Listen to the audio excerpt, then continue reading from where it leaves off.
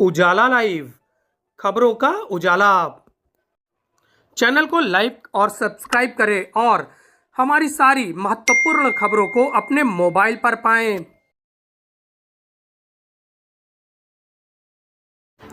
प्रकृति को बचाने के लिए विभिन्न सामाजिक संगठन सामने आए हैं। गंगा रैली और संगोष्ठी के माध्यम से जनता को सार्थक संदेश दिया गया। उजाला मीडिया ग्रुप को प्रकृति संरक्षण के लिए सम्मानित किया गया। उजाला मीडिया ग्रुप के एडिटर इन चीफ आलोक मालवीय ने यह सम्मान लिया। विश्व युवा केंद्र बसेरा ने नदी यात्रा निकालकर उजाला मीडिया ग्रुप को पर्यावरण के क्षेत्र में उत्कृष्ट कार्य के लिए सम्मानित किया।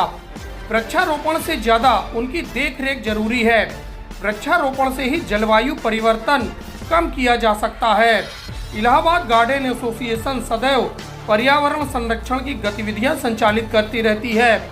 यह विचार जमुनोत्री गुप्ता के द्वारा विश्व युवा केंद्र एवं बसेरा द्वारा आयोजित नदी यात्रा के पश्चात सेमिनार की मेजबानी करते हुए बतौर मुख्य अतिथि व्यक्त किया गया। संगम नगरी प्रयागराज का भूगर्भ जल स्तर तेजी से गिरता जा रहा है। तापमान 50 डिग्री तक पहुंचने को बेताब है। प्रयागराज की पहचान गंगा, यमुना और सरस्वती का संगम का जल घटता जा रहा है।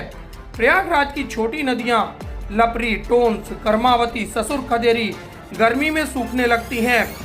ज्वालामुखी नदी का अस्तित्व ही समाप्ति की ओर है। पर्यावरण दिवस पर नदी यात्रा एक पुण्य कार्य है। वर्षा प्रारंभ होने वाली है। इस समय वर्षा के तेज जल को धीरे धीरे चलना सीखना होगा। तत्पश्चात उसे स्थिति संरक्षित करनी होगी। बसेरा आने वाली पीढ़ियों को वृक्ष और पर्यावरण से जोड़ने के लिए पर्यावरण दिवस के दिन से 5 जुलाई तक 7 विद्यालयों में विद्यार्थियों के साथ हरी धरती हमारा कल विषय पर संवाद परिचर्चा करेगा।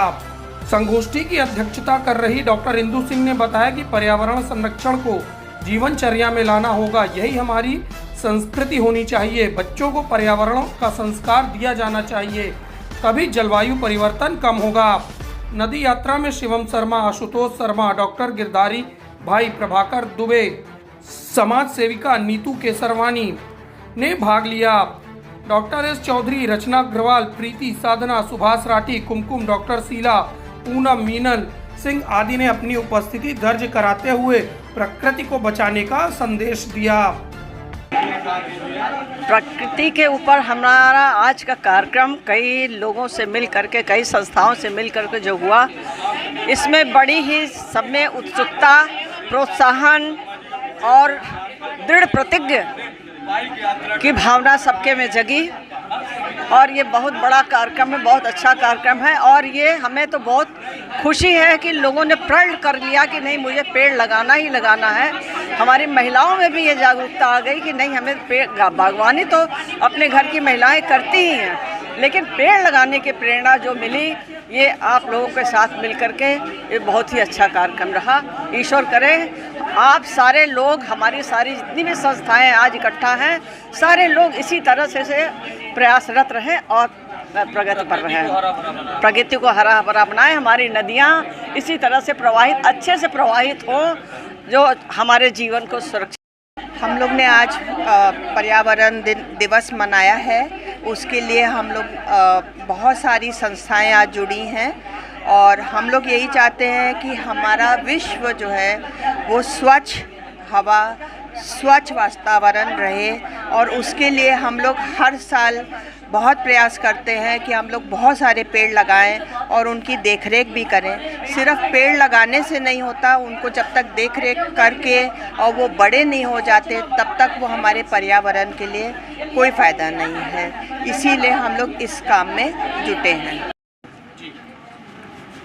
आज पर्यावरण दिवस था, बहुत शुभ दिन था। बट सबको इतने सब लोग इकट्ठे हुए, एनजीओ सब और भी सब संस्थाएं इकट्ठी हुई, देख के और सबको सुन के मुझे बहुत ही अच्छा लगा। और पर्यावरण दिवस पे मेरा सबसे यही अनुरोध है कि केवल सुने ना, देखें ना, आपको अपना पेड़ पौधे लगा के पर्यावरण तभी शुद्ध होगा। जब हम पेड़ पौधे लगाएंगे तभी पर्यावरण स्वच्छ और स्वस्थ होगा। मेरा सबसे ये अपील है कि कम से कम 2 पेड़ लगाएं और उसको बढ़ता हुआ देखें, उसकी देखभाल करें, तभी हम अपने राजधर्म को, ताकि भविष्य में आने वाली पीढ़ी को हम एक स्वच्छ और सुंदर वातावरण विरासत में दे दें, ताकि हमारे बच्चे पेड़ पौधों से लगाव रखें। और देश की हरियाली को लाने का संकल्प हम सबको होना चाहिए। कुछ कर गुजरने के लिए मौसम नहीं, मन चाहिए, साधन सभी जुड़ जाएंगे, संकल्प का धन चाहिए। या वीमेंस कॉन्फ्रेंस की बहुत छोटी सी सदस्य हूँ। एक्चुअली मैं थोड़ा सा आज सिर्फ ये कहना चाह रही थी कि पेड़ के दिल में क्या होता है। पेड़ ने ये कहा कि फूल भी दूंगा तुम्हें और मैं फल भी दूंगा, मैं हरा पेड़ हूँ, कटने से बचा लो मुझको। और मैं अपने प्रयागराज के लिए कह रही हूँ कि अगर जो कोई भी सक्षम हो, कर सकता हो, सिविल लाइन्स में बहुत दिक्कत है। अपने प्रयागराज में आप जाइए तो कहीं पेड़ की छाँव नहीं है। जो उन्होंने सड़कें चौड़ी करने के लिए पेड़ काटे हैं, दोबारा वापस लगाए नहीं हैं। तो मेरी आप सबसे रिक्वेस्ट है कि आप लोग प्रयास करें और हम आपके साथ हैं। वहाँ पे सिविल लाइन्स में कम से कम 3-4 नीम के, पीपल के पेड़ अवश्य होने चाहिए। कहीं कोई छाँव नहीं है। बस मैं चाहता हूँ, आज बड़े हनुमान जी से यहाँ तक नदी यात्रा निकाली गई और यह 5 जून से 5 जुलाई तक 1 महीने का कैंपेन चलेगा और जो विभिन्न विद्यालयों में बच्चों के साथ परिचर्चा की जाएगी।